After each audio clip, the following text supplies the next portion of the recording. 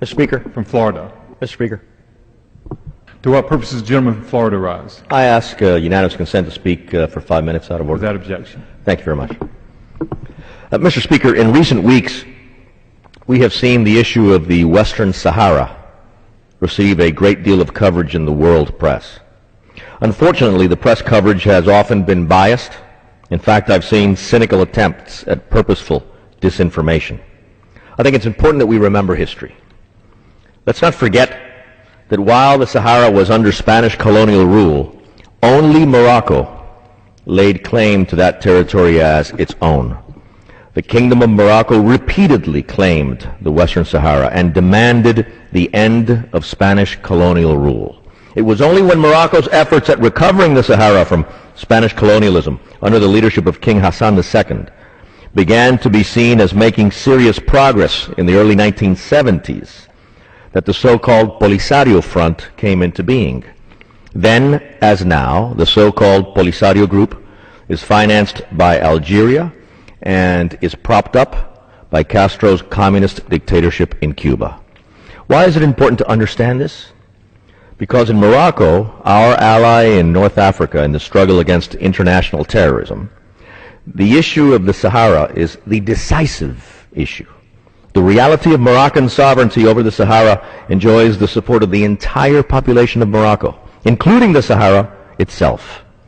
In other words, the issue of the Sahara is the sine qua non, the necessary ingredient for stability and peace in that country of strategic importance in North Africa, our friend and ally Morocco.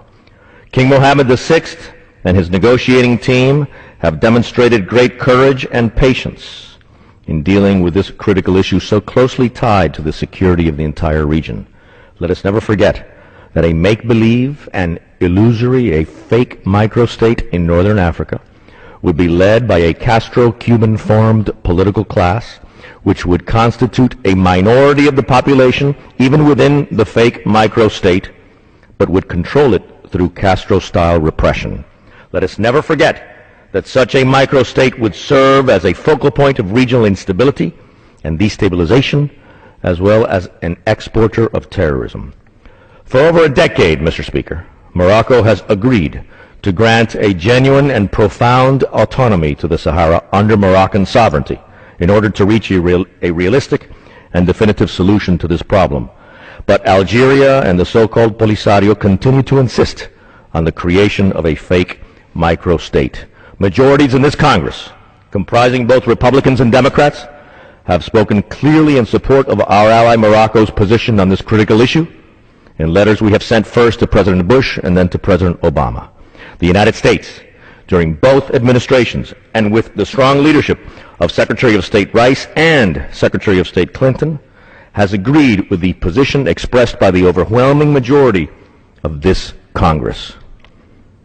The future of America's struggle against international terrorism and the stability of Northern Africa require that the government and the Congress of the United States continue to stand firmly and clearly with our friend and ally, the Kingdom of Morocco.